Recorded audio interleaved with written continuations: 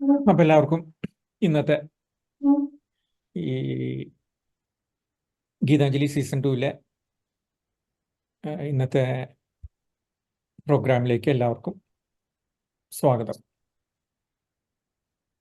അപ്പം മുന്നേ പറഞ്ഞതുപോലെ ഇന്ന് ഞാനൊരു ഹിന്ദി ഒരു ഗസൽ എന്ന് പറയാം, അത്തരം രീതിയിലുള്ളൊരു പാട്ടാണ് എടുത്തിട്ടുള്ളത്. അപ്പം എൻ്റെ ഇന്ന് ഈ പാട്ട് എടുക്കാനുള്ള ഒരു ഒരു എന്തുകൊണ്ട് എടുത്തു എന്ന് ചോദിക്കുകയാണെന്ന് വെച്ചാൽ, ഈ കോക്ക് സ്റ്റുഡിയോ പാകിസ്ഥാൻ എന്നുള്ളൊരു പ്ലാറ്റ്ഫോം നിങ്ങൾക്കൊന്ന് പരിചയപ്പെടുത്തുക എന്നുള്ളതായിരുന്നു എൻ്റെ ഒരു ഉദ്ദേശം. അതുകൊണ്ട് ഞാൻ കുട്ടികളെയാണ് കൂടുതലായിട്ട് ഇതിലേക്ക് പ്രതീക്ഷിച്ചിട്ടുണ്ടായിരുന്നത്. പക്ഷെ കുട്ടികളുടെ അംഗസംഖ്യ ഒന്ന് കുറച്ച് കുറവായി പോയി എന്നുള്ളൊരു തോന്നലുണ്ട്. എന്നാലും നമുക്ക് തുടങ്ങാം. ഇടയിൽ കയറുന്നു വിചാരിക്കാം. കോക്ക് സ്റ്റുഡിയോ പാകിസ്ഥാൻ ഒരുപക്ഷെ നിങ്ങൾക്ക് എല്ലാവർക്കും കൂടുതൽ പേർക്കും പരിചയം ഉണ്ടായിരിക്കാം. എന്നിരുന്നാലും ഗീതാഞ്ജലിയിലൂടെ കോക്ക് സ്റ്റുഡിയോ പാകിസ്ഥാനെ ഒന്ന് പരിചയപ്പെടുത്തുക എന്നുള്ളതാണ് എൻ്റെ ഉദ്ദേശ്യം. കോക്ക് സ്റ്റുഡിയോ എന്നുള്ളൊരു ഒരു ഒരു മ്യൂസിക് ഇമ്പോർട്ടൻസ് കൊടുക്കുന്ന ഒരു സംഭവം തുടങ്ങിയത് MTV-യിലാണ്. MTV കോക്ക് സ്റ്റുഡിയോ എന്നുള്ളൊരു പ്ലാറ്റ്ഫോം തുടങ്ങിയത്. പിന്നീട് അത് പല രാജ്യങ്ങളും എന്ന് വെച്ചാൽ കോക്ക് സ്റ്റുഡിയോ പാകിസ്ഥാൻ വന്നു, കോക്ക് സ്റ്റുഡിയോ ഇന്ത്യ എന്നുള്ളതുണ്ട്, ഇപ്പോൾ കോക്ക് സ്റ്റുഡിയോ ബംഗ്ലാ ഉണ്ട്, കോക്ക് സ്റ്റുഡിയോ തമിഴ് ഉണ്ട്, അങ്ങനെയൊക്കെ അത്രയൊക്കെ ഇതായിട്ട് വരുന്നുണ്ട്. അതിൽ കോക്ക് സ്റ്റുഡിയോ ഇന്ത്യ എന്നുള്ളത് ഒരു സീസൺ പോലും തികച്ചില്ല എന്നാണ് എനിക്ക് തോന്നുന്നത്. അത് കണ്ടിന്യൂ ചെയ്ത് പോയില്ല. എന്തുകൊണ്ടത് നിർത്തി? ഇപ്പോൾ കോക്ക് സ്റ്റുഡിയോ തമിഴ് എന്നുള്ള രീതിയിലുണ്ട്, വരുന്നുണ്ട്. കോക്ക് സ്റ്റുഡിയോ ഇന്ത്യ എന്നുള്ള രീതിയിൽ ഇപ്പോൾ ഇടയ്ക്കൊക്കെ ഇങ്ങനെ പുതിയ പാട്ടുകൾ വന്ന് കാണുന്നുണ്ട് കേട്ടോ. ഇപ്പോൾ വീണ്ടും തുടങ്ങിയതായിട്ട് എനിക്ക് തോന്നുന്നു.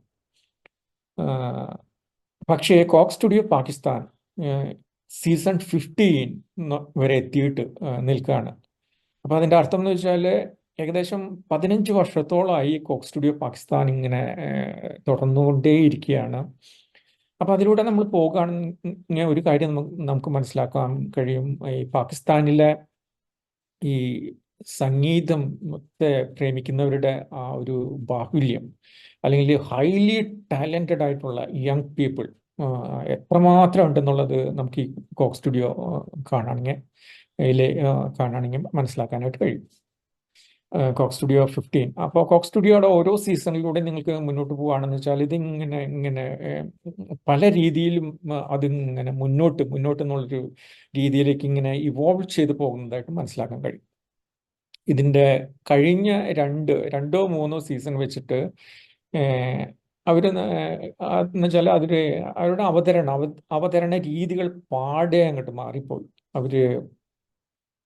സ്റ്റുഡിയോയുടെ പുറത്തേക്ക് കലാകാരന്മാരെല്ലാവരും സംഗീതം എടുക്കുന്നവരൊക്കെ മുഴുവൻ പണ്ടെന്ന് വെച്ചാൽ സ്റ്റുഡിയോയുടെ ഉള്ളിൽ ഇങ്ങനെ കൺഫൈൻഡ് ആയിരുന്നു. എല്ലാവരും അതിന് കൺഫൈൻഡ് ആയിട്ട് നിൽക്കുന്ന രീതിയായിരുന്നു. ഏകദേശം ഒരു സീസൺ 12 എന്നൊക്കെ വരെ. പക്ഷെ 13, 14, 15 വരുന്നതോട് കൂടിയിട്ട് അത് അപ്പാടെ അങ്ങോട്ട് മാറിപ്പോയി. സീസൺ 15 എത്തുന്നതോട് കൂടിയിട്ടോ അതിൻ്റെ അറ്റ്മോസ്ഫിയർ മൊത്തത്തിൽ അങ്ങോട്ട് മാറിപ്പോയി. അപ്പോൾ എനിക്ക് പറയാനുള്ളതെന്ന് വെച്ചാൽ, നിങ്ങൾ സീസൺ 15 എല്ലാവരും ഒന്ന് കാണണം. അതിൽ കാണുകയാണെങ്കിൽ തന്നെ അറിയാം, പാകിസ്ഥാൻ്റെ വിവിധ ദേശങ്ങളിലുള്ള സംഗീതത്തിൻ്റെ ഒരു ഒരു ഒരു പരിച്ഛേദം തന്നെ അതിലുണ്ട്. നമുക്കറിയാം എന്ന് വെച്ചാൽ പാകിസ്ഥാനിൽ കുറേ പ്രോവിൻസസ് ഉണ്ട്, ഇങ്ങനെ കുറേ ഏരിയകളുണ്ട്. എന്ന് വെച്ചാൽ പഞ്ചാബ്, സിന്ധ് എന്നുള്ളൊരു ഏരിയ ഉണ്ട്. ബാൾട്ടിക് എന്നല്ലേ പറയാ സതീഷേ? സ്വാത് ഏരിയ എന്നുള്ളൊരു ഏരിയ, പിന്നെ ബലൂജികൾ എന്ന് പറയുന്ന വേറെ ഏരിയ, അങ്ങനെ കുറേ ഏരിയകൾ ഇങ്ങനെയുണ്ട്. അവിടെ ഒക്കെയുള്ള സംഗീതത്തിന് എടുത്തിട്ട് ഒന്ന് പ്രദർശിപ്പിക്കാനായിട്ട് അല്ലെങ്കിൽ കേൾപ്പിക്കാനായിട്ട് സീസൺ 15 ശ്രമിക്കുകയുണ്ടായി എന്നുള്ളതാണ് ഒരു കാര്യം. അപ്പം എൻ്റെ ഉദ്ദേശം ഇത്രയാണ്. കോക്ക് സ്റ്റുഡിയോ പാകിസ്ഥാനെ നിങ്ങളുടെ മുന്നിലേക്ക് അതിലുള്ള സംഗീതത്തിൽ അത്രയും അവഗാഹമുള്ള കുറേ യങ് ആയിട്ടുള്ള പീപ്പിളിനെ നിങ്ങൾക്ക് മനസ്സിലാക്കി തരിക എന്നുള്ളൊരു ഉദ്ദേശം മാത്രമാണ് ഇതിലുള്ളത്. അപ്പോൾ ഒന്ന് കൂട്ടായിട്ട് എൻ്റെ ഒരു ഉദ്ദേശം, ഇത് കഴിഞ്ഞ ആഴ്ചയിൽ തന്നെ ഇതിനെക്കുറിച്ചുള്ള സൂചന നിങ്ങൾക്ക് തന്നിരുന്നു. അപ്പോൾ എന്ന് വെച്ചാൽ കൂട്ടായിട്ട് നമുക്ക് ഈ പാട്ടൊന്ന് കേൾക്കാം. ചെറുതായിട്ട് എൻ്റെ ഒരു അതിൻ്റെ ഒരു എന്താ പറയുക, ഞാൻ മനസ്സിലാക്കിയിട്ടുള്ള കാര്യം നിങ്ങൾക്കൊന്ന് ഷെയർ ചെയ്യാം. അങ്ങനെ കൂട്ടായിട്ട് അതിൻ്റെ അർത്ഥത്തിലേക്ക് പോകാം എന്നായിരുന്നു എൻ്റെ ഒരു ധാരണ. ആ രീതിയിൽ തന്നെ നമുക്ക് മുന്നോട്ട് പോവാം. അപ്പോൾ ഈ മെഹ്മാൻ എന്നുള്ള ഈ സോങ് കോക്ക് സ്റ്റുഡിയോ 15-ന്റെ അവസാനത്തെ സോങ് ആണ്. മാത്രമല്ല ഇതൊരു കുറച്ചൊരു സ്പെഷ്യൽ സോങ് ആയിട്ട് തോന്നുകയുമുണ്ട്. ഈ സീസൺ 15-ൽ തന്നെ കുറച്ചൊരു പ്രത്യേകതയുള്ളൊരു സോങ് പോലെയാണ് എനിക്ക് തോന്നിയത്. ഒരു കാര്യം ഉള്ളതെന്ന് വെച്ചാൽ ഇതിൽ 3 പേരാണ് ഇതിൽ സിംഗേഴ്സായിട്ട് വരുന്നത്. ഇതിൽ നമുക്ക് കാണാം, ആദ്യത്തെ സ്ലൈഡിൽ തന്നെ കാണാം, ഒരു നിസാം ടോർവാലി എന്നുള്ളൊരു ഒരാൾ. അദ്ദേഹം ഈ സ്വാത് എന്ന് പറയുന്ന ഏരിയയിലുള്ളതാണ്. പിന്നെ സെബ് ബംഗാഷ് എന്നുള്ളൊരു പാട്ടുകാരി. അവരാകട്ടെ പാകിസ്ഥാനിലെ നൈറ്റിംഗേൽ എന്നാണ് അവർ ഉള്ളൊരു സ്ഥാനപ്പേരിൽ വിളിക്കുന്ന ഗായികയാണ് സെബ് ബംഗാഷ്. നമുക്ക് ഇന്ത്യയിലൊരു വാനമ്പാടിയുണ്ട്. ഇന്ത്യയിലെ വാനമ്പാടി ആരാണെന്നറിയോ കുട്ടികൾക്ക്? നമ്മൾ ഇന്ത്യൻ വാനമ്പാടി എന്ന് പറഞ്ഞ് മനസ്സിലാക്കുന്ന കറക്റ്റ് ലതാ മങ്കേഷ്കർ ആണ്. പിന്നെ നമ്മൾ കേരളത്തിൽ തന്നെ മലയാളത്തിന്റെ ഒരു വാനമ്പാടി ഉണ്ട്. അവര് നമ്മളുടെ പ്രിയപ്പെട്ട മലയാളത്തിന്റെ വാനമ്പാടി ഋഷികേശേ ചിത്രല്ലേ? അന്ന് ഗസ് ചെയ്തോ, കുഴപ്പമില്ല, കറക്റ്റാണ്. അതുപോലെ തന്നെ പാകിസ്ഥാന്റെ വാനമ്പാടിയായിട്ട് അതുപോലെ തന്നെ ഗ്രൈനഡിന് ഒരു വാനമ്പാടി ഉണ്ട് അല്ലെ? അവരെത്തിയോ ഗ്രൈനഡിന്റെ അല്ല, വാനമ്പാടി? അതില് എസ് ജാനകി ആയിരുന്നു നേരത്തെ വാനമ്പാടി, പിന്നെ ഇപ്പൊ ചിത്രാമ്മ അത് ഏറ്റെടുത്താണ്. അപ്പൊ ഇങ്ങനെ ഒരാൾ കൂടി ഉണ്ടല്ലേ അതില്. വെരി ഗുഡ്, അതായി. അപ്പോ സെബ് ബംഗാഷ് ആണ്. അപ്പോൾ സെബ് ബംഗാഷ് എന്ന് വെച്ചാല് ശരിക്കും അവരുടെ പേര് സബുന്നിസ ബംഗാഷ് എന്നാണ്. അപ്പൊ ഈ സബുന്നിസ എന്ന് വെച്ചാൽ എന്താ അർത്ഥം അസീസെ? സബുന്നിസ ഇതറിഞ്ഞ അസീസ് വന്നില്ല. ഓക്കെ. ഇവിടെ ബഹളാണ്. അങ്ങനെ ആവട്ടെ. പിന്നെ അടുത്തത് നൂരിമ രഹാൻ എന്നുള്ളൊരു ചെറിയൊരു കുട്ടി. അവളുടെ ആദ്യത്തെ ഇത്തരം രീതിയിലുള്ള ഒരു പ്ലാറ്റ്ഫോമിലേക്കുള്ള ആദ്യത്തെ കാൽവെപ്പാണ് ഈ നൂറിമ രഹാൻ. അപ്പൊ ഈ 3 പേര് കൂടിയിട്ടാണ് ഈ പാട്ട് പാടുന്നത്. അതിൽ തന്നെ ഈ നിസാം ടോർവാലി, ഈ ടോർവാലി എന്നുള്ളത് ഒരു ലാംഗ്വേജ് ആണ്, ഒരു ഭാഷയാണ്. ഈ നിസാം താമസിക്കുന്ന ഏരിയയിൽ ഉള്ള ഇതൊരു സ്പോക്കൺ ലാംഗ്വേജ് മാത്രമാണ്, അതിന് ലിപിയില്ല. നമ്മുടെ നാട്ടിലും അങ്ങനെ ചില ലാംഗ്വേജുകളുണ്ട് കേട്ടോ, അങ്ങനെ ലാംഗ്വേജുകളുണ്ട്. ആ രീതിയിൽപ്പെട്ട ഇവരുടെ ജനസംഖ്യ എന്ന് പറയുന്നത് 100,000-നോടടുത്തുള്ളൊരു ജനസംഖ്യയുള്ള ഒരു സമൂഹം പറയുന്നൊരു ലാംഗ്വേജാണ് ഈ ടോർവാലി എന്നുള്ളത്. മാത്രമല്ല പറയുകയാണെന്ന് വെച്ചാൽ വളരെ അപരിഷ്കൃതമായിട്ടുള്ള രീതിയിലുള്ള, അപരിഷ്കൃതം ഉള്ള വാക്ക് ഉപയോഗിക്കുന്നതെന്ന് വെച്ചാൽ നമ്മൾ പരിഷ്കൃതം എന്ന് നാം മനസ്സിലാക്കിയെടുത്തിട്ടുള്ള രീതികളൊന്നും ഇതുവരെ എത്തിപ്പെടാത്ത ഒരു ഏരിയയിൽപ്പെട്ട ആൾക്കാരാണ് ഈ ഗ്രൂപ്പ്. അപ്പം അതിൽപ്പെട്ട ഒരാളാണ് നിസാം ടോർവാലി. അദ്ദേഹമാണ് ഈ പാട്ട് തുടങ്ങി വെക്കുന്നത്. ഈ ടോർവാലി എന്നുള്ളൊരു ലാംഗ്വേജിൽപ്പെട്ട 2 വരികൾ കൊണ്ടാണ് ഈ പാട്ട് തുടങ്ങുന്നത്. പിന്നീട് അത് സെബ് ബംഗാഷും നൂറിമ രഹാനും കൂടിയെടുക്കുന്നു. ആ രീതിയിൽ അങ്ങനെ മുന്നോട്ട് പോകുന്നു എന്നുള്ളതാണ് എനിക്ക് തോന്നിയിട്ടുള്ളതെന്ന് വെച്ചാൽ നമ്മൾ കേൾക്കുമ്പോൾ തന്നെ നമുക്ക് എല്ലാവർക്കും തോന്നും എന്ന് വെച്ചാൽ ഈ പാട്ട് 3 ഭാഗങ്ങളായിട്ടാണ് ഇങ്ങനെ നിൽക്കുന്നത്.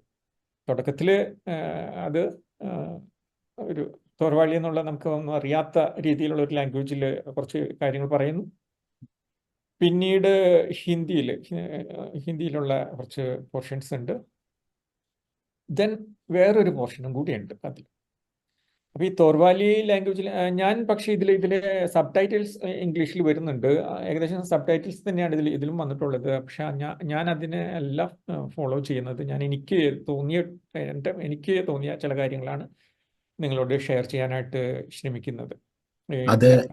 തോർവാലി കുറച്ച് ഫ്രണ്ട്സിനോട് ചോദിച്ചപ്പോൾ, പാകിസ്ഥാനിൽ നിന്നുള്ള കുറച്ച് ഫ്രണ്ട്സിനോട് ചോദിച്ചപ്പോൾ അവര് ഈ ട്രാൻസ്ലേഷൻ അത്ര ആ ആ ആ. എന്തോ ഒരു ഇല്ല ഇത് ഇല്ല പറഞ്ഞു. ഇല്ല ഈ ആ, സബ് ടൈറ്റിൽസിലൂടെ വരുന്ന ട്രാൻസ്ലേഷൻ ക്ലിയർ അല്ല. ശരിയായിട്ടില്ല എന്ന് പറഞ്ഞു. ശരിയാ എന്നില്ല എന്ന് തന്നെയാണ് തോന്നുന്നത്. ചില ആ നമുക്ക് ആ അത് തോന്നും അത്. ഈവൻ തോർവാലിന്റെ ഇതുണ്ടല്ലോ, അത് ട്രാൻസ്ലേറ്റ് ചെയ്തിട്ടുള്ളതും തെറ്റായിട്ടാണ് എനിക്ക് തോന്നിയത്. കാരണം എന്ന് വെച്ചാൽ അത് ഒരാളുടെ കമന്റ് ബോക്സിൽ ഇത് ട്രാൻസ്ലേറ്റ് ചെയ്ത് വെച്ചിരുന്നു. അതാണ് കറക്റ്റ് എന്ന് എനിക്ക് തോന്നിയത്. അത് ഞാനൊന്ന് വായിക്കാം. അത് ആക്ച്വലി ഇങ്ങനെയായിരുന്നു. എന്ന് വെച്ചാൽ അത് രണ്ടുപേരെയാണ്. അതിൽ അസീമ എന്നുള്ളൊരു കുട്ടിയുണ്ട്. ദെൻ റഹ്മത്ത്, അത് ഇതിൽ തന്നെ കാണുന്നുണ്ട്. അതിൻ്റെ ഇതിൽ വായിക്കുന്നുണ്ട്. എന്ന് വെച്ചാൽ തെനു യെ സി അസീമ ഹാത്ത് ഗീത്തെ കോ ഖുസ ബന മാ കീത്തിൽ സി റഹ്മത്ത് സീത് കീദോ എന്നുള്ള രീതിയിലാണ് എഴുതിയിട്ടുള്ളത്. അത് ഒരു കമന്റ് ബോക്സിൽ അയാൾ ട്രാൻസ്ലേറ്റ് ചെയ്ത് വെച്ചിരുന്നത് ഇങ്ങനെയാണ്. അതിങ്ങനെ പറയുന്നത് അസീം എന്നുള്ളത് ഒരു പെൺകുട്ടിയാണ്. എന്ന് വെച്ചാൽ ഈ പാട്ട് പറയുന്നുണ്ട്. എന്ന് വെച്ചാൽ വിവാഹവേളകളിൽ, വിവാഹത്തിന്റെ അവസരങ്ങളിലൊക്കെയാണ് ഇദ്ദേഹം നസീം തോർവാലി ഉത്സവവേളകൾ അതിലൊക്കെയാണ് അദ്ദേഹം ചെന്നിട്ട് പാട്ട് പാടാറ്. ഇത് വിവാഹവേളകളിലൊക്കെയാണ് ഈ വരികൾ പാടാറുള്ളതെന്നാണ് അദ്ദേഹം എഴുതി കണ്ടത്. അതിലിങ്ങനെയാണ്: Asim, take your mother's hand and tell her I stand in love with a boy named Rahmat എന്നാണ് അദ്ദേഹം അത് പരിഭാഷപ്പെടുത്തിയിട്ടുള്ളത്. അത് തന്നെയാണ് ശരിയായിട്ടുള്ള പരിഭാഷ എന്ന് എനിക്ക് തോന്നിയത്. ഡമ്മതു അങ്ങനെയാണ് എനിക്ക് തോന്നിയത്. അപ്പൊ അങ്ങനെയാണ് ചില വിവാഹവേളയിൽ ചിലൊരു പെൺകുട്ടിയോട് പറയുന്നു, നീ അമ്മയുടെ കൈകൾ എടുക്കുക, എന്നിട്ട് പറയുക, ഞാൻ റഹ്മത്ത് എന്നൊരു കുട്ടിയുമായിട്ട് ഞാൻ പ്രണയത്തിലാണ് എന്നുള്ള കാര്യം നീ പറയുക. അതാണ് ആ തോർവാലി ലാംഗ്വേജിലുള്ള അത് പറയുന്നത്. അതെനിക്ക് ആക്ച്വലി ബ്യൂട്ടിഫുൾ ആയിട്ട് തോന്നി. കാരണം എന്ന് വെച്ചാൽ നമ്മൾ അപരിഷ്കൃതം എന്ന് പറയപ്പെടുന്ന ഒരു രീതിയിലുള്ള സ്ഥലത്ത് നിന്ന് ഉള്ള രണ്ട് വരികളാണത്. അതിൽ പറയുന്നു എന്ന് വെച്ചാൽ ആ പെൺകുട്ടിയോട് പറയുന്നു, നീ അമ്മയുടെ കൈകൾ എടുത്തിട്ട് നീ ബോൾഡായിട്ട് പറയൂ, എനിക്ക് റഹ്മത്ത് എന്നുള്ളൊരു കുട്ടിയായിട്ട് പ്രണയം ഉണ്ടെന്നുള്ള കാര്യം നീ പറയൂ എന്നാണ് ആ വരികൾ പറയുന്നത്. പിന്നീട് നമ്മളുടേതായ രീതിയിലേക്ക് കടന്നു വരുന്നു. ആ പോർഷൻ വാസ്തവത്തിൽ എനിക്ക് തോന്നിയിട്ടുള്ളത് ഒരാളെ അന്വേഷിക്കുന്ന പോലെയാണ്.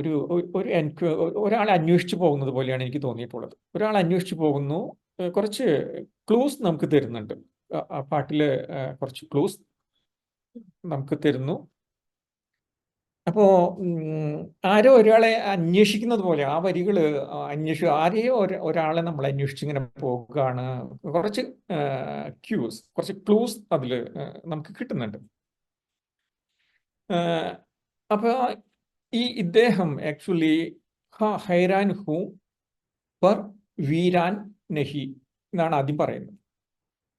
അപ്പോ ഹൈറാൻ ഹൂ, ഞാൻ കുറച്ച് ഒന്ന് വറീഡാണ്. ഈ വ്യക്തി ലിറ്റിൽ ബിറ്റ് വറീഡാണ്. ബട്ട് വീരാൻ നഹി, ഈ അന്വേഷിച്ചു പോകുന്ന നാം ആരെയാണ് അന്വേഷിക്കുന്നത്? അദ്ദേഹം പറയുന്നു, തേരാ എഹസാസ് ഹെ തെരി യാദ് നഹി. ഞാൻ നിന്റെ ആക്ച്വലി എഹസാസ് ഹെ, നിന്റെ ആക്ച്വലി നിന്റെ എസെൻസ് ആണ്. നിന്റെ വെറും ഓർമ്മകൾ മാത്രമല്ല, ആക്ച്വലി നിന്റെ എസെൻസ് തന്നെയാണ് ഞാൻ. നിന്റെ എസെൻസ് ആണ് ഞാൻ.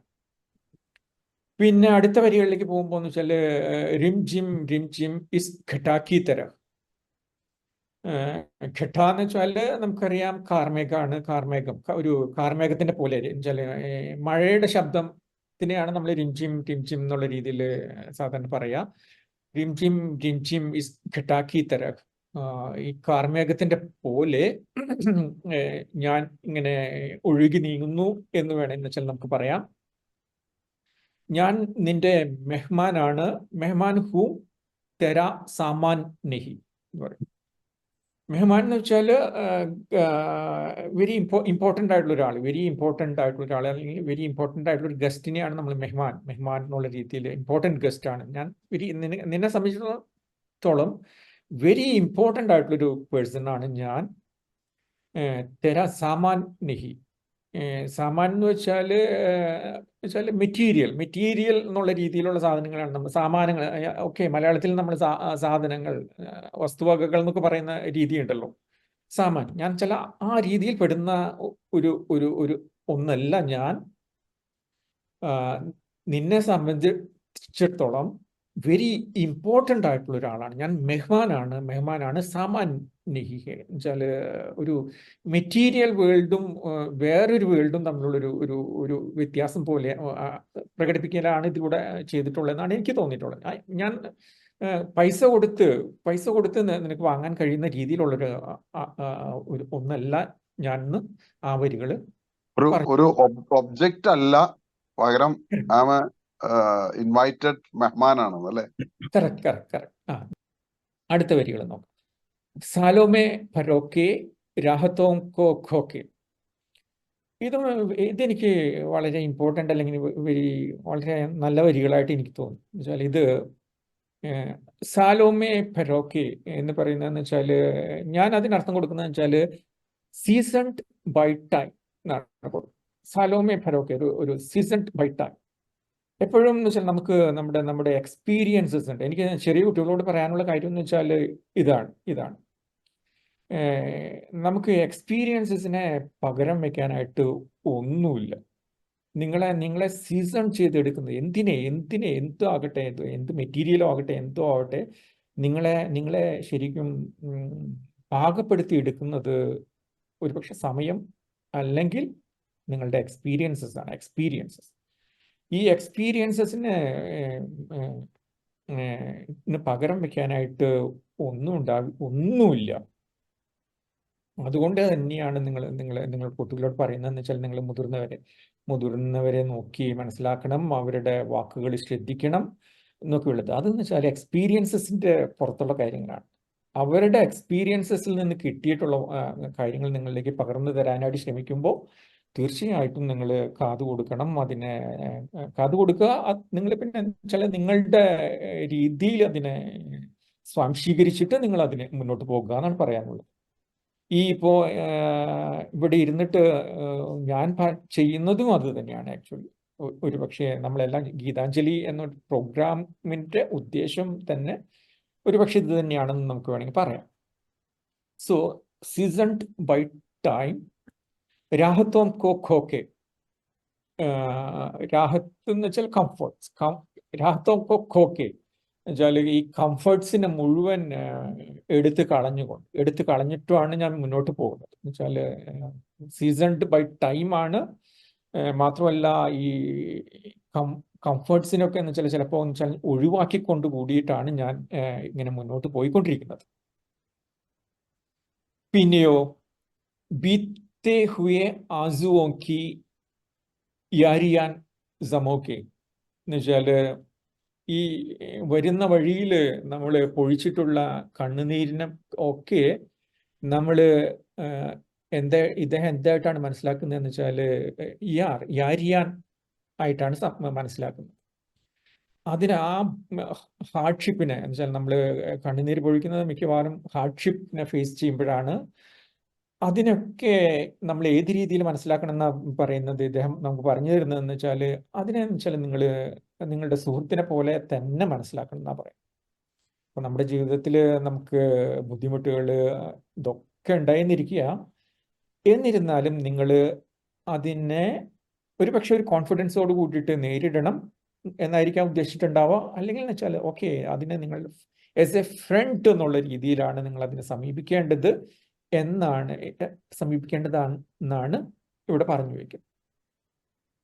അതായത് നിങ്ങൾക്ക് ഒരു ബുദ്ധിമുട്ട് വരുമ്പോൾ അതിൻ്റെ മുന്നിൽ നിങ്ങൾ പതരാതെ, അത് നിങ്ങളുടെ ഫ്രണ്ടാണ്, നിങ്ങളുടെ ഒരു സുഹൃത്ത് തന്നെയാണ് എന്നുള്ള രീതിയിൽ മനസ്സിലാക്കിക്കൊണ്ട് അതിനെ സോൾവ് ചെയ്യാനായിട്ട് ശ്രമിക്കണം എന്നുകൂടെ അതിനെ വേണം ചില അർത്ഥം പറയാം. അജബ് കഹാനിയോ കി മേ ഹംറാ. ആ രീതിയിൽ ഇങ്ങനെയൊക്കെ നോക്കുമ്പോൾ എന്ന് വെച്ചാൽ ഈ രീതിയിൽ ഉള്ളൊരു ആളായിട്ട് വരുമ്പോൾ എന്ന് വെച്ചാൽ നമുക്കറിയാം ഇതെന്ന് വെച്ചാൽ അജബ് എന്ന് വെച്ചാൽ ഇറ്റ്സ് വെരി ഡിഫറെൻറ്റ്, സ്ട്രേഞ്ച് ആയിട്ടുള്ള കഹാനിയോ കി ഹേ മേ ഹംറാ. ഈ രീതിയിലുള്ള സ്ട്രേഞ്ച് ആയിട്ടുള്ള കഹാനികളുടെ ഹംറാഹാണ് ഞാൻ, വെച്ചാൽ കമ്പാനിയനാണ് ഈ ഞാൻ. ഒരു പക്ഷേ നമുക്കറിയാം നമ്മുടെ ജീവിതം തന്നെ നോക്കുകയാണെന്ന് വെച്ചാൽ ഇറ്റ്സ് ഒരു അജബ് കഹാനിയായിട്ടാണ് നമുക്ക് മനസ്സിലാക്കിയെടുക്കാനായിട്ട് പറ്റുക. കുറേ നാൾ നമുക്ക് പുറകിലോട്ടൊന്ന് പിന്തിരിഞ്ഞ് നോക്കുമ്പോൾ മിക്കവാറും എല്ലാ ജീവിതങ്ങളും നമുക്ക് ഒരു സ്ട്രേഞ്ച് ആയിട്ടുള്ളൊരു ഒരു ഒരു സ്റ്റോറിയെ പോലെയാണ് നമുക്ക് തോന്നുക.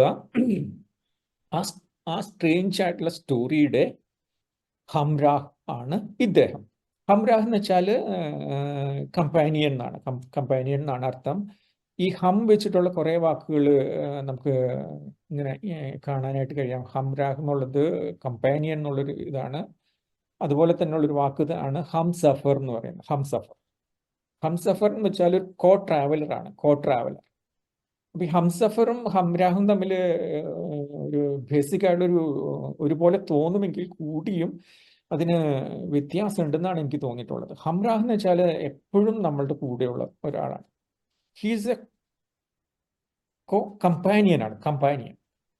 അതേസമയം ഹംസഫർ എന്ന് പറയുന്ന ഒരാള് യാത്രകൾക്ക് മാത്രമാണ് അദ്ദേഹം നമ്മുടെ കൂടെ ഉണ്ടാവുള്ളൂ.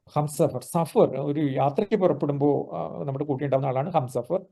പക്ഷേ ഹംറാഹ് എന്നുള്ളത് ഹീസ് എ കമ്പാനിയൻ, എപ്പോഴും നമ്മുടെ കൂടെയുള്ള ഒരു ആളാണ്. ഡൂണ്ടോ ചാഹെ ജിതനാ ഭി അപ്നെ ജഹാൻ മേ. ഇനിയിപ്പോ ഞാൻ നിനക്കെന്ന് വെച്ചാൽ ധാരാളമായിട്ടുള്ള ക്ലൂസ് നിനക്ക് തന്നിട്ടുണ്ട്. പക്ഷെ നീ നിന്റെ സ്ഥലത്ത് എത്രമാത്രം തിരഞ്ഞാലും മിലൂങ്കി കഹ, എന്നെ നിനക്ക് കണ്ടെത്താനായിട്ട് പറ്റില്ല. കാരണം മേ ഹൂ ആസ്മാൻ, ഞാൻ ഇവിടെ ഒന്നുമല്ല, ഞാൻ ആകാശത്തിലാണെന്ന് പറയുന്നത്. വെച്ചാൽ നിനക്ക് നീ ഞാൻ നിനക്ക് ഇത്രമാത്രം സൂചനകളും ഇതൊക്കെ നിനക്ക് തന്നിട്ടുണ്ട്. എന്നിരുന്നാലും നീ എത്ര തിരഞ്ഞാലും നിനക്ക് എന്നെ കണ്ടെത്താനായിട്ട് പറ്റില്ല. കാരണം എന്ന് വെച്ചാൽ ഞാൻ ആകാശത്തിലാണ് എൻ്റെ താമസം എന്ന് പറയുന്നു. ചലി മേ ഹംറ. ഞാൻ ആരാണെന്ന് വീണ്ടും അദ്ദേഹം പറയാണ്. ഞാൻ നിന്റെ കമ്പാനിയനാണ്, നിന്റെ ജീവിതത്തിൻ്റെ കൂടെ തന്നെ ഒഴുകി നീങ്ങുന്ന, അല്ലെങ്കിൽ നിന്നോടൊപ്പം തന്നെ സഞ്ചരിച്ചു കൊണ്ടിരിക്കുന്ന ഒരാളാണ് ഞാൻ. ഇത്രയാണ് ഈ രണ്ടാമത്തെ പോർഷനിൽ ഈ സോങ് നമ്മളോട് പറഞ്ഞു തരുന്നത്. അപ്പൊ എനിക്ക് നിങ്ങളോടൊരു ചോദ്യമുണ്ട്. ഇദ്ദേഹം ആരായിരിക്കാം? ആരാണിത്? കുറേ സൂചനകൾ നമുക്ക് പറഞ്ഞു തന്നിട്ടുണ്ട്. ആരായിരിക്കാം ഇത്? അതിൽ ആ വീഡിയോന്റെ ഇത് നോക്കുമ്പോ കുറച്ചൊരു നേച്ചറായിട്ട് ഒരു കണക്ഷൻ കിട്ടുന്നുണ്ട്. ഓക്കെ, അത് പ്രകൃതി തന്നെയാണെന്നുള്ള സൂചന പോലെയാണ് ഋഷികേശ് പറഞ്ഞത്. ഓക്കെ, വെരി ഗുഡ്, നല്ല ആൻസറാണ്. പലർക്കും പല രീതിയിലായിരിക്കാം. വേറെ ഏതെങ്കിലും കുട്ടികൾ പറയുന്നുണ്ടോ? അങ്കിളിന് എനിക്ക് തോന്നിയതെന്ന് വെച്ചാൽ അത് നാം തന്നെയാണ്. ആക്ച്വലി ഇതില് സൂചന തന്നിട്ടുള്ളത് നമ്മളെ കുറിച്ച് തന്നെയാണ് അത് പറഞ്ഞു തന്നിട്ടുള്ളത്. നാം എങ്ങനെ ജീവിതത്തിലൂടെ മുന്നോട്ട് പോകണം എന്നുള്ള ചില സൂചനകളുണ്ട്, തന്നിട്ടുണ്ട്. ഒപ്പം തന്നെ പറയുന്നു, ഉള്ള സൂചന എത്രയാണ്, നമ്മൾ ഇടയ്ക്കെങ്കിലും വല്ലപ്പോഴും ഒരിക്കലെങ്കിലും നമ്മുടെ ജീവിതത്തെ ഒന്ന് പിന്തിരിഞ്ഞ് നോക്കണം.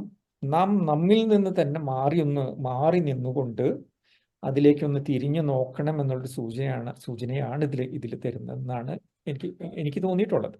എൻ്റെ ഒരു തോന്നൽ അതാണ്. ഈ ഇതിൽ പറയുന്നുണ്ട്, ഞാൻ ഹംറാഹാണ്, നിന്റെ കമ്പാനിയനാണ്. അത് നാം അല്ലാതെ വേറൊരാളല്ല എന്നാണ് എനിക്ക് തോന്നിയിട്ടുള്ളത്. അത് നാം തന്നെയാണ്. കാരണം വെച്ചാൽ നീ എത്രമാത്രം തിരഞ്ഞു നടന്നാലും കണ്ടെത്താനായിട്ട് കഴിയില്ല എന്ന് പറയുന്നുണ്ട്. അതിൽ അവസാനം ഒരു സൂചന തരുന്നുണ്ട്. അതിലൂടെ നോക്കുമ്പോൾ നമുക്ക് മനസ്സിലാവുന്നതെന്ന് വെച്ചാൽ ഇത് മുഴുവൻ നാം തന്നെയാണ്. മാത്രമല്ല, നാം നമ്മുടെ ജീവിതത്തെ മുഴുവനായിട്ട് നമ്മിൽ നിന്ന് തന്നെ നമ്മളെ വേർപ്പെടുത്തി എടുത്തുകൊണ്ട് അതിലേക്കൊന്ന് തിരിഞ്ഞു നോക്കേണ്ടതുണ്ട് എന്നുള്ളൊരു സൂചനയായിട്ടാണ് എനിക്ക് തോന്നിയിട്ടുള്ളത്. വേറെ കാര്യങ്ങളുണ്ടെന്ന് വെച്ചാൽ ഇനി നമുക്ക് ഡിസ്കസ് ചെയ്യാം കേട്ടോ, പിന്നീട് അവസാനം ഡിസ്കസ് ചെയ്യാം. ഇത് കഴിഞ്ഞിട്ട് പിന്നീട് ഉള്ള അടുത്തൊരു പോർഷനിലേക്ക് കടക്കുന്നതിന് മുന്നായിട്ട് വീണ്ടും ഈ പാട്ട് ഇത് പാടുന്നത് ചെറിയ കുട്ടി നൂറിമ രഹാൻ എന്നുള്ള ആ ചെറിയ കുട്ടിയാണ് അടുത്ത വരികളിലേക്ക് പാടുന്നത്. ഇത്രയും വരികൾ സെബ് ബൻകാഷാണ് പാടിയിട്ടുള്ളത്. ഇപ്പോൾ നൂറിമയുടെ വരികളിലേക്ക് കടക്കാം. അതിൽ പറയുന്നതെന്ന് വെച്ചാൽ ചോട്ടി ചോട്ടി ഖ്വാഹിഷേം ഗുൻഗുനാത്തി ഹെ. ചോട്ടി ചോട്ടി ഖ്വാഹിഷേം, ഖ്വാഹിഷ് എന്ന് വെച്ചാൽ വിഷസ് എന്ന് വെച്ചാൽ നമ്മുടെ ആഗ്രഹങ്ങൾ എന്നുള്ള രീതിയിലാണ്, അല്ലെങ്കിൽ വിഷസ് എന്ന് പറയുന്നതാണ്. ചോട്ടി ചോട്ടി ഖ്വാഹിഷേം ഗുൻഗുനാത്തി ഹെ സചാത്തി ഹെ യേ ദുനിയ. ഈ വരികളിലൂടെ പറയാൻ ശ്രമിച്ചിട്ടുള്ളത് എൻ്റെ ഒരു തോന്നൽ ഇത്രയാണെന്ന് വെച്ചാൽ നമുക്ക് നമ്മുടെ ജീവിതത്തെ കുറച്ചുകൂടെ മനോഹരമാക്കണമെന്നുണ്ടെന്ന് വെച്ചാൽ നിങ്ങളുടെ ആഗ്രഹങ്ങളെ ചെറുതായിട്ടൊന്ന് കൺട്രോൾ ചെയ്യണം. അല്ലെങ്കിൽ നമ്മൾ പറയില്ലേ സ്മോൾ ഈസ് ബ്യൂട്ടിഫുൾ എന്ന് പറയില്ലേ, ആ രീതിയിലുള്ളൊരു കോൺസെപ്റ്റിലൂടെ നമ്മൾ സമീപിക്കണം എന്നുള്ളതാണ്. എന്നുവെച്ചാൽ നിങ്ങളുടെ ആഗ്രഹങ്ങളെ അതിനനുസരിച്ച് നമ്മൾ വലിയ രീതിയിലുള്ള ആഗ്രഹങ്ങളിലേക്ക് നമ്മളെ ജീവിതത്തെ എടുത്ത് പ്രയോഗിക്കാനായിട്ട് ശ്രമിക്കുകയാണെന്ന് വെച്ചാൽ നമുക്ക് ചിലപ്പോൾ ബുദ്ധിമുട്ടുകൾ വന്നേക്കാം എന്നുള്ളൊരു സൂചനയായിട്ടാണ് ഞാനിത് എടുത്തിട്ടുള്ളത്. ചോട്ടി ചോട്ടി ഖ്വാഹിഷേം ഗുൻഗുനാത്തി ഹെ സജാത്തി ഹെ യെ ദുനിയ. നമ്മുടെ ഈ ദുനിയ, ഈ ലോകം അല്ലെങ്കിൽ വേൾഡ് തന്നെ കുറച്ചുകൂടെ നന്നായിട്ട് മുന്നോട്ട് പോകണമെങ്കിൽ, അല്ലെങ്കിൽ കുറച്ചൊരു ഹാർമണി, അല്ലെങ്കിൽ ആ രീതിയിൽ പ്രകൃതിയുണ്ട് ഒരു സൈഡിൽ. നേരത്തെ ഋഷികേശ് പറഞ്ഞതുപോലെ തന്നെ പ്രകൃതിയുണ്ട്, നമ്മളുടെ ജീവിതമുണ്ട്, കുറേ വെച്ചാൽ അതിൽ ആകട്ടെ ധാരാളം ജീവികളും ഇതൊക്കെ ഉണ്ട്. ഇതിനെല്ലാം ഒരു സമഗ്രതയിലേക്ക് കാണുകയും നമ്മളതിനെ ചൂഷണം ചെയ്യാതിരിക്കുകയും വേണം എന്നുള്ളൊരു സൂചനയാണ്. നമ്മുടെ ആഗ്രഹങ്ങളെ നമ്മളൊന്ന് ലിമിറ്റ് ചെയ്യേണ്ടതുണ്ട് എന്നാണ് ഈ വരികൾ പറയുന്നത്. നമ്മുടെ ജീവിതത്തെ മനോഹരമാക്കണമെന്നുണ്ടെന്ന് വെച്ചാൽ ഒരു ചൂഷണം എന്നുള്ളൊരു ലെവലിലേക്ക് നമ്മളുടെ ആഗ്രഹങ്ങളെ നമ്മൾ എടുത്തുയർത്താനായിട്ട് പാടില്ല. നമ്മളുടെ ഖ്വാഹിഷേം ചോട്ടി ചോട്ടി ആയിരിക്കണമെന്ന് നമ്മളോട് പറഞ്ഞത്. ബാർഗോ ബാർ കെ ആംഗൻ മേ മുസ്കുരാത്തി ഹേ ഗുൽ ഖിലാത്തി ഹേ യെ ദുനിയ എന്ന് പറയുന്നു. ഈ ബാർഗോ ബാർ എന്ന് പറയുന്നത് അതിൻ്റെ അർത്ഥം ലീഫ് ആൻഡ് ഫ്രൂട്ട്സ് എന്നാണ്. ബാർഗോ ബാർ ഇത് ഉറുദുവിലുള്ളൊരു പ്രയോഗമാണ് കേട്ടോ. ഈ രീതിയിൽ ബാർക്ക് ഓ ബാർ, ഈ ഓ എന്ന് വെച്ചിട്ട് രണ്ട് വാക്കുകളെ കണക്ട് ചെയ്യുമ്പോൾ അതെന്ന് വെച്ചാൽ അത് അർത്ഥമാക്കുന്നത് ആൻഡ് എന്നുള്ളൊരു കോൺസെപ്റ്റാണ് അവിടെ കാണുന്നത്. ബാർഗോ ബാർ എന്ന് വെച്ചാൽ ബാർക്ക് ആൻഡ് ബാർ എന്നുള്ളൊരു അർത്ഥമാണ് അത് തരിക. പിന്നെ ഇതുപോലെ ഗസൽ ഇതൊക്കെ നോക്കുകയാണെന്ന് വെച്ചാൽ നിങ്ങൾക്ക് ഇങ്ങനെ കാണാം. എന്ന് വെച്ചാൽ ഈ വെച്ചിട്ട് ചേർക്കും. ചിലപ്പോൾ ഒരു പ്രയോഗമുണ്ട്, ഈ രണ്ട് വാക്കുകളുടെ ഇടയിൽ ഒരു ഈ ചേർക്കും. ചിലപ്പോൾ ഒരു ഗം എ ഇഷ്ക് എന്ന് പറഞ്ഞു കഴിഞ്ഞാൽ ഗമേ ഇഷ്ക് എന്നൊക്കെയുള്ള ചില പ്രയോഗങ്ങൾ കാണാം. പിന്നെ ഇടയ്ക്ക് ഐ വെച്ച് രണ്ട് വാക്കുകൾ കൂട്ടിച്ചേർക്കും. ഗമേ ഇഷ്ക് എന്ന് വെച്ചാൽ അത് ഇഷ്ക് കൊണ്ടുണ്ടാകുന്ന വേദന എന്നുള്ളതാണ് ഗമേ ഇഷ്ക് എന്നുള്ള രീതിയിൽ വരുമ്പോൾ വരിക. അപ്പോൾ ഉറുദുവിൻ്റെ ഒരു പ്രയോഗമാണ് ബാർഗോ ബാർ കെ ആംഗൻ മേ മുസ്കുരാത്തി ഹേ ഗുൽ ഖിലാത്തി ഹേ യെ ദുനിയ. അത് പ്രകൃതിയുടെ ഒരു ചെറിയൊരു വർണ്ണനായിട്ട് പറയുന്നു. അത് ചുള്ളിക്കമ്പുകളും മറ്റും ഒക്കെ കൂടിക്കിടക്കുന്ന നമ്മളുടെ കോട്ടയാടിലും പ്രകൃതി എന്ത് ചെയ്യുന്നു? അത് പുഞ്ചിരിക്കുകയും ചെയ്യുന്നു, പൂക്കൾ വിടർത്തുകയും ചെയ്യുന്നു എന്നാണ് ഈ വരികൾ പറയുന്നത്. ഹേരോത്തോക്കി നഗരി യേ ദുനിയ. നമ്മളുടെ ഈ ജീവിതം അല്ലെങ്കിൽ നമ്മളുടെ ഈ ലോകം മുഴുവൻ ശരിക്കും പറയാണെന്ന് വെച്ചാൽ ഇറ്റ്സ് ഫുൾ ഓഫ് വണ്ടേഴ്സ്.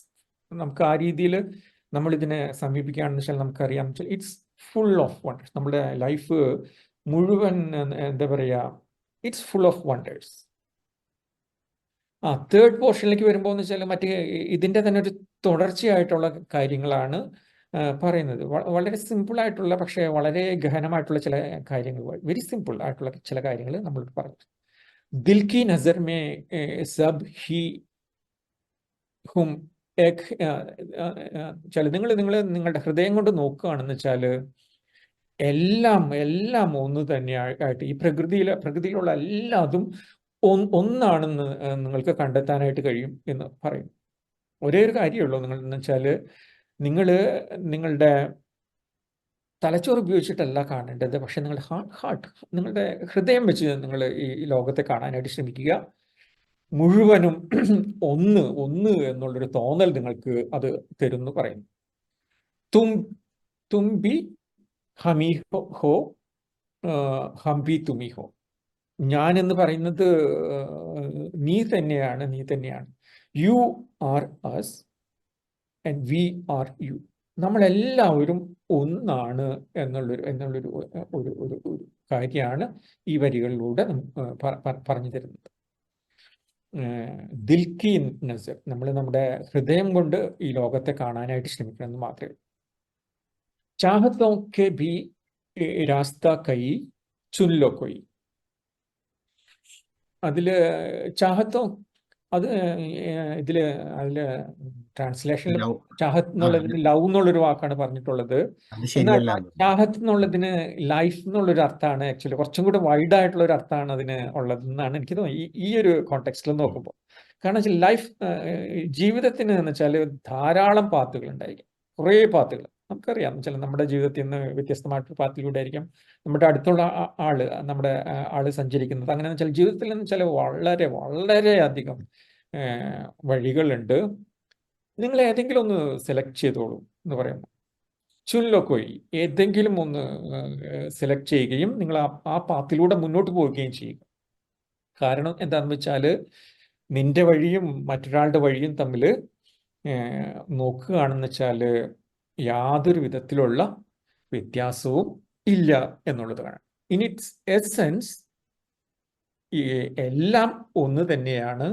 എല്ലാ വഴികളും നമ്മളെ എത്തിച്ച് ചേർക്കുന്നത് ഒന്നിലേക്ക് തന്നെയാണ്. ചാഹത്ത് ജീവിതമല്ല കേട്ടോ, ചാഹന എന്ന് പറഞ്ഞാൽ ആഗ്രഹിക്കുക.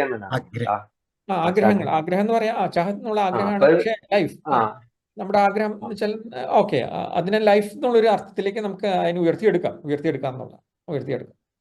ഇനി അടുത്തത് മധു. ഈ വരികൾ എഴുതിയിട്ടുള്ളത് സുൽഫിയാണ്. അദ്ദേഹത്തിന്റെ വാക്കുകളൊന്ന് കേൾക്കുക. पाकिस्तान का वो नैरेटिव जिसको हम समझते हैं कि पाकिस्तान का ग्रेटर नैरेटिव है, जो कि पाकिस्तान का आर्ट नैरेटिव है, कल्चर नैरेटिव है, वो दुनिया तक बात करना। हम इन चीजों को कब तक ऑन नहीं करेंगे, दैट्स द होल आइडिया। पहली लाइन है गाने की, हाँ हैरान हूँ पर वीरान नहीं। अक्सर हम बैठे होते हैं चुप करके, तो लोग समझते हैं कि ये एम्प्टी है। एम्प्टी नहीं होता यार, अंदर तो मेरे वॉल्केनो होगा। हैरान हूँ शायद मैं क्यूरियस हूँ, शायद मैं ऑस्ट्रक हूँ। तो मैं चुप हूँ तो उसका मतलब ये नहीं है कि मैं एम्प्टी हूँ। सालों में पिरोने का मतलब है कि यार मैंने अपनी जर्नी को, मतलब टाइम को मैं डिफाइन कर रहा हूँ। मेरी जर्नी के लिटिल मोमेंट से मैंने अपनी जर्नी पूरी समझ लो थ्रेड की है। राहतों को खो के मैं अपने कंफर्ट जोन से बाहर निकल के बीते हुए आंसुओं की यारियां समो के, ये जो मेरी हार्डशिप्स आई हैं, मैंने उनसे भी दोस्ती की है। उनको वो दोस्त था मेरे, और मैंने अपने अंदर उनको एब्जॉर्ब किया। अजब कहानियों की मैं हमरा, ये कहानियां मेरी हमरा नहीं है, मैं इन कहानियों की हमरा हूँ, मैं स्ट्रेंजनेस की हमरा हूँ। The message that we want to give is, चाहतों के भी रस्ते कई चुन लो कोई। Unfortunately, we find ways to hate and we find innovative ways to hate. वो आपका हम रिलीजन को बेस बना लें, हम कलर को बेस बना लें, पॉलिटिक्स को बेस बना लें, हम नफरत के जबरदस्त तरीके निकाल लें, प्यार के तरीके नहीं निकाल लें। दिल की नजर में सभी हम ही हैं, तुम भी हम ही हो, हम भी तुम ही हैं। दिल की नजर में सभी हम ही हैं, मतलब जो एटम मेरे अंदर है वही एटम दरख्तों में भी है, जो एटम मेरे अंदर है वही एटम मेरे सूरज में भी है, जो एटम मेरे अंदर है वही मेरी गैलेक्सीज में भी है। तो हम तो सब एक, सोर्स तो हमारी एक ही है। जब सोर्स एक है तो फिर डिफरेंस बनाने वाला कौन है? फिर इंसान है डिफरेंस बनाने वाला। നൂറിമേനെ കൂടി കേൾക്കാം. നൂറിമ, ചില ഈ പാട്ടും നമ്മളും തമ്മിലുള്ള ചെറിയൊരു റിലേഷനെ ഒന്ന്. Hello everyone, this is Narima Rehan. So अभी मैं फोक स्टूडियो के सेट पे हूँ। तो बेसिकली मेरा एक गाना वायरल हुआ था इन आँखों की मस्ती इंस्टाग्राम पे। तो उसके बाद मैंने जो है प्रॉपर सिंगिंग स्टार्ट किया, मैंने इंस्टाग्राम पे रील्स बनाने स्टार्ट किए। तो उधर से उन्होंने मुझे शायद देखा हुआ है और फिर उन्होंने मुझे मैसेज किया हुआ था। रिजवान भाई ने मुझे मेरे कमेंट सेक्शन में एक कमेंट छोड़ा था कि प्लीज़ चेक योर डीएम। तो मैंने इंस्टाग्राम मैसेज चेक किया, उस पर लिखा हुआ था कि I know many artist and हम आपको कोक स्टूडियो के इस बार लेना चाह रहे हैं। लेकिन मुझे लगा शायद प्रैंक हो रहा है मेरे साथ, सो आई जस्ट इग्नोर कर दिया मैंने। लेकिन उसके बाद शायद उन्होंने मेरे फादर को कांटेक्ट किया। देन फिर मुझे पता चला कि ये सब हो रहा है। फिर हमारा मीटिंग चला, फिर हमारा एक व्हाट्सएप ग्रुप था, तो उस पर लिरिक्स शेयर हुई। लिरिक्स शेयर होने के बाद फिर उस पर मेलोडी शेयर हुई, फिर उसमें ताबिक में अपनी प्रैक्टिस वगैरह करने लगी।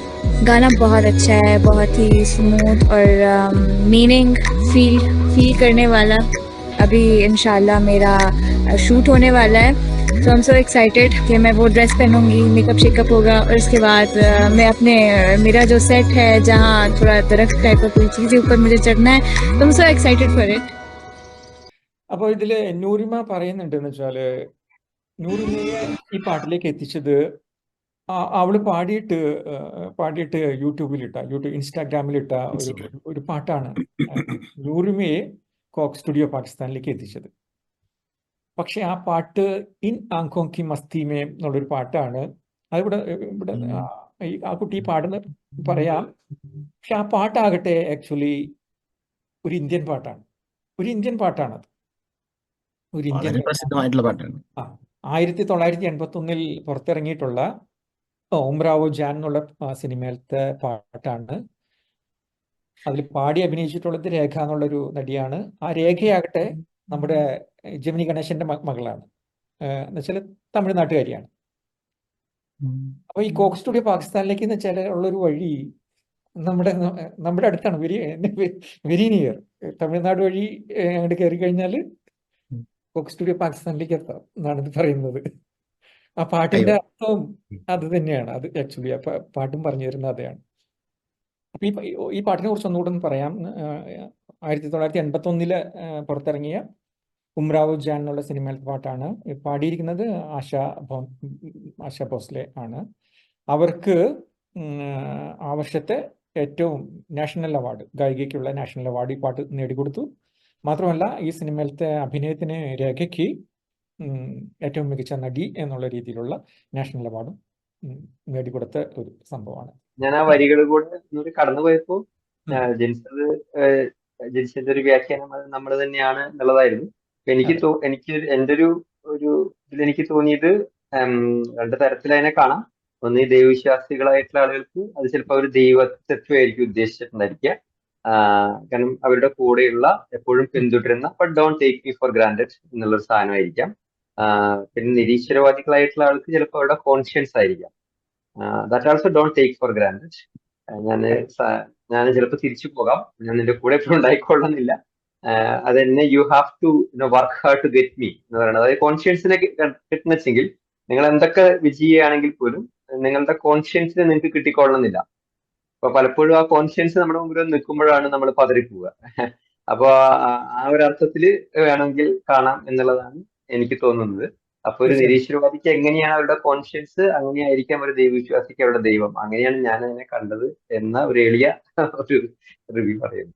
തീർച്ചയായിട്ടും സതീഷ്. അതെ, ഞാനും ആദ്യം കേട്ടപ്പോ ഞാൻ ദൈവമാണ് എന്നാണ് എനിക്ക് തോന്നിയത്.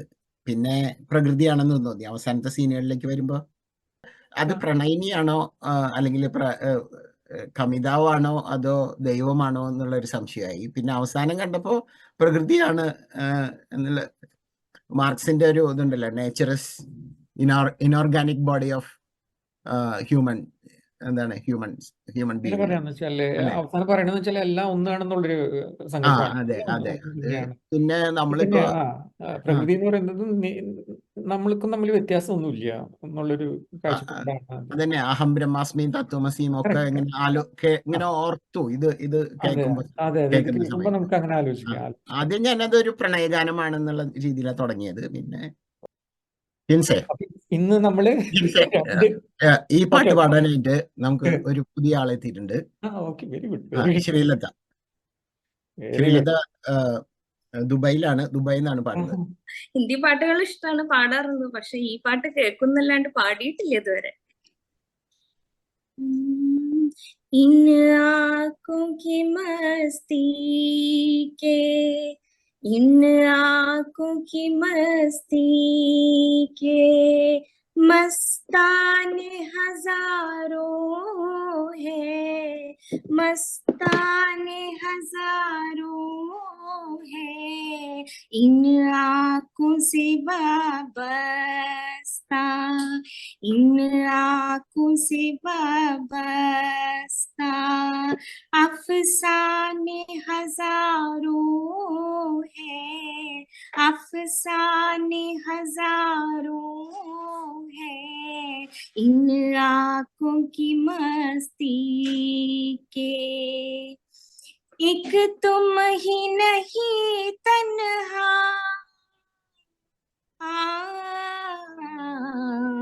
एक तुम ही नहीं तन्हा, उल्फत में मेरी रुसवा, उल्फत में मेरी रुसवा, इस शहर में तुम जैसे, इस शहर में तुम जैसे दीवाने हजारों है, दीवाने हजारों है, इन आँखों की मस्ती के मस्ताने हजारों है, इन आँखों की मस्ती के।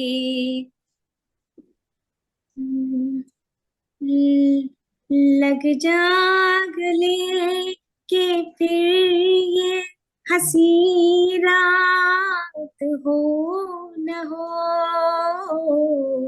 लग जा गले के फिर ये हंसी रात हो न हो, शायद फिर इस जन्म में मुलाकात हो न हो, लग जा गले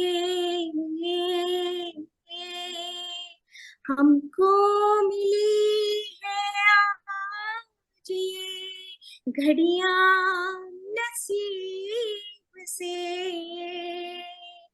जी भर के देख लीजिए हमको करीब से, फिर आपके नसीब में ये बात हो न हो, शायद फिर इस जन्म में मुलाकात हो न हो, लग जा गले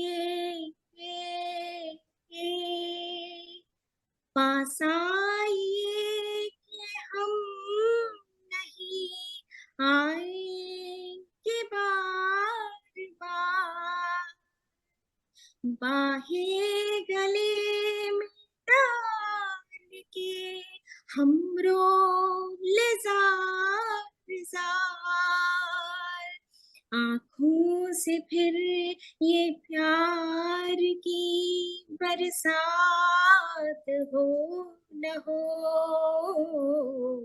शायद फिर इस जन्म में मुलाकात हो न हो, लग जा गले के फिर ये हंसी रात हो न हो, शायद फिर इस जन्म में मुलाकात हो न हो, लग जा गले